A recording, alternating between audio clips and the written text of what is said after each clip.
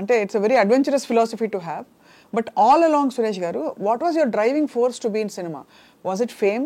Was it money? డబ్బుల కోసమా? డబ్బులే.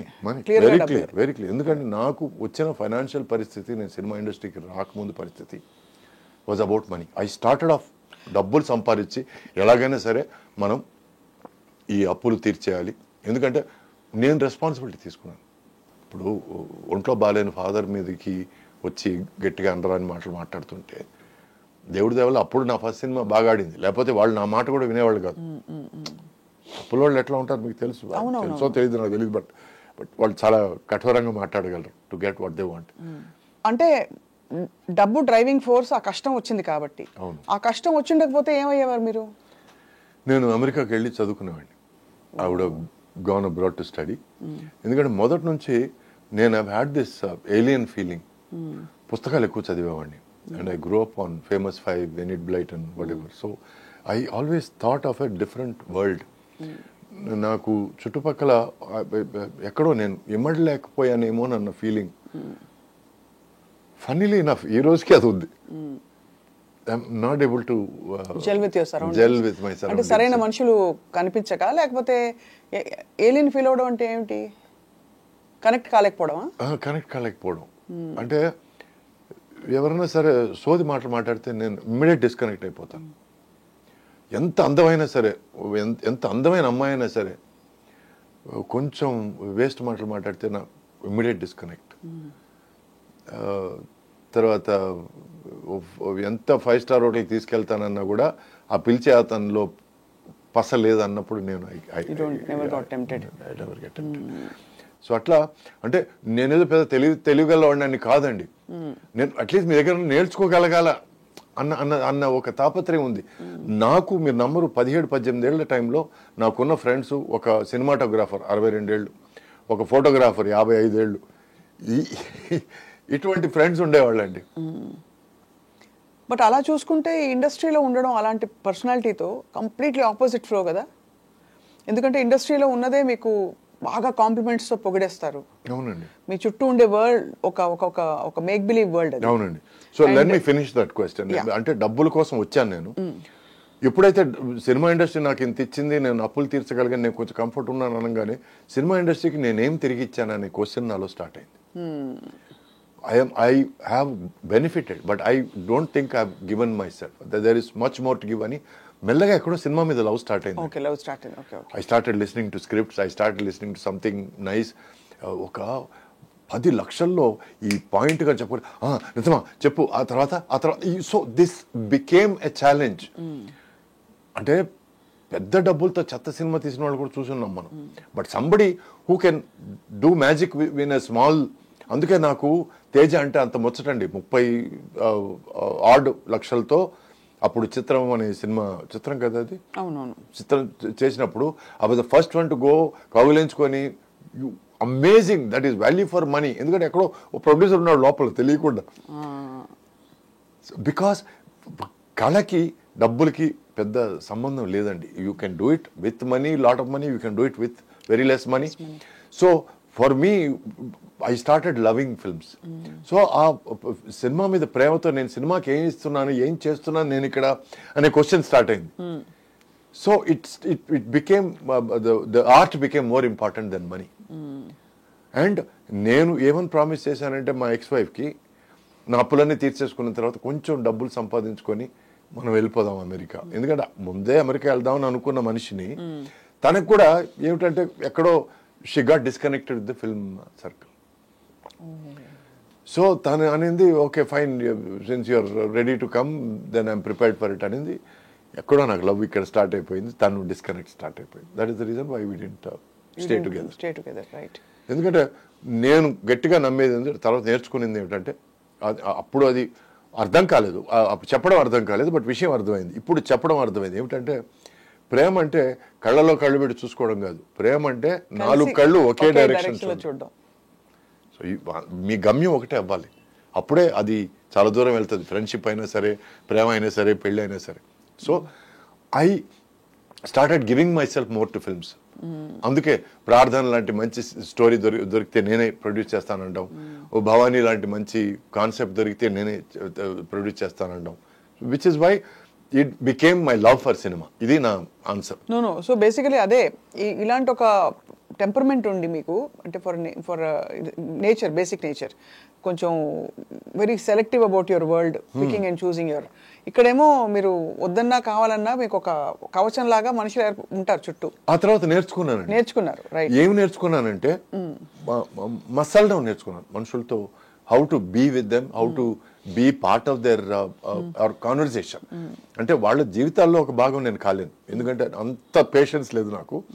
అప్పటి వరకు ఎట్లా కలిసిమెలిసి ఉండడం, ఎట్లా వాళ్ళు చిన్నపిల్లవాళ్ళలాగా మాట్లాడితే నేను చిన్నపిల్లవాడే మాట్లాడడం, అప్పుడు ఏదైనా వాళ్ళు ఏదో వేషాలు వేస్తే నేను కలిపి వేషాలు వేయడం. I learned to be a part of that, so that I don't feel bored and I don't make them feel like I'm వీడేదో పెద్ద తోపు అని ఫీలింగ్ అనేది రాకుండా ఉండడం కోసం నేను I learn to get along, which was also important part of my learning to act. అది కూడా ఒక లెసన్ అనే అనుకుంటున్నాను నేను. మీ ఎక్స్ప్రెషన్స్ చాలా సటిలిటీస్ కూడా మీరు ఐబ్రో ఇలా అనడం ద్వారా మీరు చాలా ఆల్మోస్ట్ సీజన్డ్ యాక్టర్ లాగే కనిపించారు బిగినింగ్ నుంచి. The little that we observe. Thank you. ఎందుకంటే నేను ఎక్కడి నుంచి వచ్చానంటే అండి, మా ఫాదర్ శివాజీ గారు ఇట్లా నీ పెళ్ళాం నన్ను ఇల్ ట్రీట్ చేసింది అని అంటే నేను అన్నానండి. ఎక్కడో ఆ సినిమాలు చూడడం, ఫారిన్ సినిమాలు చూడడం, అది కట్ ఏంటిది వాడికి యాక్షన్ నేర్పించండి. తర్వాత మీ నంబర్ 3 గంటలు నాకు నేర్పించారు అని అనడం. అక్కడి నుంచి వచ్చిన వాడిని నేను. అది ఎలాగైనా దాన్ని చంపేయాలనే ఫీలింగ్లోనే ఉన్నాను నేను అప్పటి నుంచి ఇప్పటిదాకా. Acting is not about letting you know what I feel. Correct. Acting is about me feeling what I feel. Yes. And if that reaches you, then my job is done. Correct. But it has to reach me first. First naaku reach avvaladi. Daniki you need that silence or that calmness. Exactly. Exactly. So ee rojuki nanu edavamante sir kallallo neelu raavali antanu. Endukante kallallo neelu raakunda edavadam anedi Jayasudha garni chusi నేర్చుకున్నాను నేను. She is amazing actors. So కొన్ని విషయాలు కొంతమంది పెద్దవాళ్ళ దగ్గర మనం నేర్చుకుంటుంటాం. ఎంత బాధ వచ్చినా ఆ కళ్ళల్లో నీళ్ళు అలా కదులుతుంటాయి. What an actors, my God. So ఇవన్నీ చిన్న విషయాలు మనం పెద్దవాళ్ళ దగ్గర నుంచి కొంచెం నేర్చుకోవచ్చు. ఎందుకంటే ఈ ప్రతిదీ దానికి మీరు అలా ఏడిచి డైలాగ్ చెప్తుంటే అని అనిపిస్తుంది మనకి. చాలా హిస్టానిక్ గా ఉండేది, అంటే అది ఒక్కొక్కళ్ళ స్టైల్ కి విడిపోయేది. అవునండి. కొంతమందికి సెట్ అవ్వదు. అందరూ అది చేస్తే ఇంకా నేనెందుకండి, నేనేం చేస్తున్నానండి ఇక్కడ, నేనంటూ తీసుకొచ్చింది ఏమిటి కదా. అవును. What is my contribution? ఏదో వచ్చాడు, తిన్నామా పడుకున్నామా తెల్లారిందే కాకుండా నేను వచ్చాను, డబ్బులు సంపాదించాను, పోయాను అని కాకుండా నేను వచ్చిన దానికి ఏదో ఒకటి నా తృప్తికన్నా ఏదో ఒకటి చేయాలి కదా. సో అందుకే నేను రొమాంటిక్ సినిమాలు చేసినప్పుడు ఓవర్ యాక్టింగ్ చేయలేదు, కామెడీ సినిమాలు చేసినప్పుడు ఓవర్ యాక్టింగ్ చేయలేదు, డ్రామా సినిమాలు చేసినప్పుడు ఓవర్ యాక్టింగ్ చేయలేదు, యాక్షన్ సినిమాలు చేసినప్పుడు ఓవర్ యాక్టింగ్ చేయలేదు. మళ్ళీ స్టెప్పులు వేసినప్పుడు ఫుల్ డిస్కో డాన్సర్ టైప్ లో ఉన్నాయి కొన్ని. What I enjoy. అక్కడ స్టెప్పుల్లో కూడా అండి మీరు నమ్మరు, నాకు డాన్స్ మాస్టర్కి మధ్య గొడవలు మామూలు గొడవలు కాదండి. నా పాయింట్ ఏంటంటే అండి, నేను డాన్స్ చేసేటప్పుడు నేను ఎంజాయ్ చేయాలి, ఆ ఎంజాయ్మెంట్ నా మొహంలో కనపడుతుంది అనేది నా ఆర్గ్యుమెంట్ అండి. నువ్వు 1 బీట్కి 2 స్టెప్స్ వేయాలి అప్పుడే నువ్వు డాన్సర్వి అనేది కొంతమంది దృక్పథం. నీ 1 బీట్కి 1 స్టెప్ వేయాలి. నేను బాగా రిలాక్స్ కొన్నప్పుడు డూయట్ సాంగ్ చేసేటప్పుడు నేను 2 బీట్స్కి ఒకే స్టెప్ వేస్తాను నేను. That shows that I'm enjoying my dance. So for me dance అంటే దాన్ని ఆస్వాదించి దాన్ని అనుభవించి చేయడం అనేది డాన్స్. వాళ్ళకి ఏమిటంటే కుప్పిగంతులేసి నువ్వు ఎంత గెంతావు, ఎంత కూర్చున్నావు, ఎంత దేకావు చూపించడం dance. So I'm sorry for the language రఫ్గా ఉంటే, నేను ఎందుకంటే పేర్లు చెప్పడం లేదు కాబట్టి పర్లేదు కానీ, but that is not dance అండి. ఎందుకంటే నేను డాన్స్ అసిస్టెంట్గా ఉన్నవాడిని. ప్రాబ్లం ఏంటంటే వాళ్ళందరికీ తెలుసు ఆ విషయం. సో నీకేదో డాన్స్ తెలుసు అని చెప్పి నువ్వు మాకు చూపించడానికి ట్రై చేస్తున్నావు అని ఆర్గ్యుమెంట్లు స్టార్ట్ అయ్యాయి. ఇప్పుడు అదే ఏదైనా వేరే పెద్ద హీరోనో వాట్ ఎవర్, పెద్ద అని నేను క్యాజువల్గా అంటున్నాను కానీ నో డిస్రెస్పెక్ట్. మీరు బాబుకి ఏ స్టెప్పులు రచితే ఆ స్టెప్పులు చేద్దాం అనేది వేరే.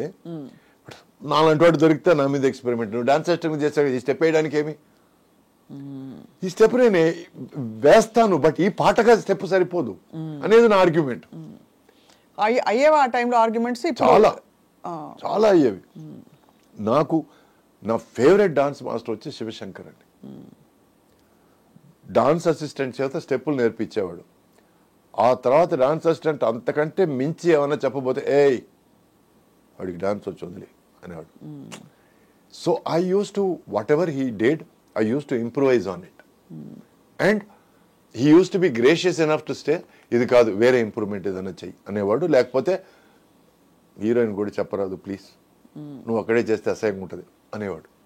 So I use to go to the heroine and say look this is what improvement I'm doing.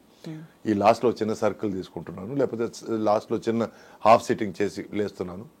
ఇవన్నీ నేను I use to share because to make not miss a particular last beat or small things. Where did you learn dancing, Suresh garu? చిన్ని సంపత్ అని ఇద్దరు కవల twin dance master ఉండేవాళ్ళు. Sampath master దగ్గర నేను almost 1 year నేను నేర్చుకున్నానండి.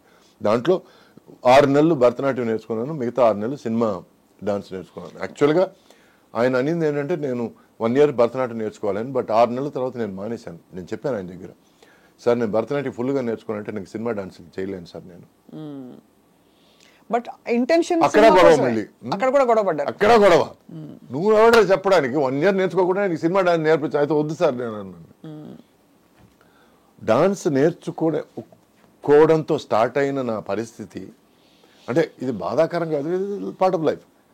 ఒక డాన్స్ అసిస్టెంట్గా ఆయన దగ్గరే నేను పరిస్థితులు వాళ్ళు, ఎందుకంటే అప్పటికి డాన్స్ ఆయన దగ్గర నేర్చుకునేటప్పుడే ఇక్కడ ఫ్యామిలీ పరిస్థితులు మారి నేను ఆయన దగ్గర సార్ నేను డాన్స్ అసిస్టెంట్ అవుతాను సార్ అని. ఆ తర్వాత నేను ఒక షూటింగ్కి వెళ్ళి అక్కడ ఒక హీరో నన్ను ఏరా ఏరా ఏరా అని ఒక మాటకు 10 ఏరాలు చెప్పి, అందుకే నాకు ఏరా అంటే ఒక చిన్న అలర్జీ, చిన్న చిరాక. అప్పుడు నేను చెప్పేశాను మాస్టర్ దగ్గర, మాస్టర్ నేను షూటింగ్కి రాను. వాళ్ళు ఇక్కడికి వచ్చి డాన్స్ ప్రాక్టీస్ చేస్తారు చూడండి, సాంగ్కు ముందు షూటింగ్కి ముందు, దానికి నేను పక్క నుండి నేను నేర్పిస్తాను. ఎవరన్నారు ఎరా ఎరా అని?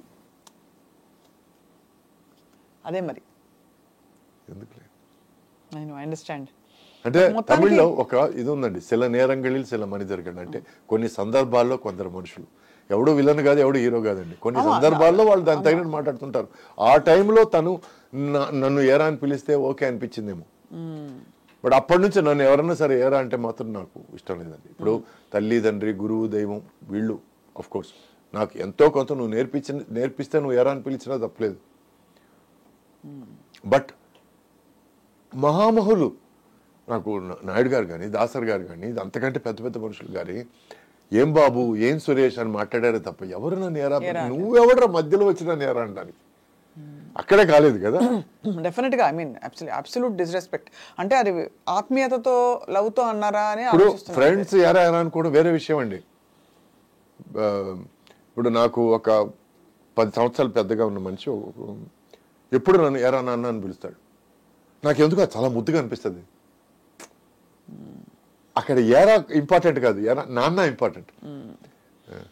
ఎరా నాన్న ఈరోజు వస్తావు ఇంటికి అని అంటే నాకు ఎంత సంతోషం నాకు, బికాస్ ఈ makes me forget that era and the weight నాన్నలో ఉంది. సో ఒక పదం అంటే ఆ పదంని లిటరల్గా తీసుకోవడం కాదండి, ఆ పదం వెనకాల ఉన్న గేరని నేను చూసుకోవాలి. అదే కరెక్ట్, అర్థమైంది. సో ఎక్కడో ప్రతి చోట మీరు చాలా సెల్ఫ్ రెస్పెక్టింగ్ అండ్ చాలా మీ ఉనికిని మీ ఐడెంటిటీని ఎక్కడ మీరు కాంప్రమైజ్ అవ్వలేదు. And even at the cost of fighting, గొడవ పడ్డాం, మీరు సంఘర్షణ పడ్డారు, బట్ రెస్పాన్సిబిలిటీస్ తీరాయి. సో అంటే ఒక విధంగా చూసుకుంటే it's highly successful and stressful story also.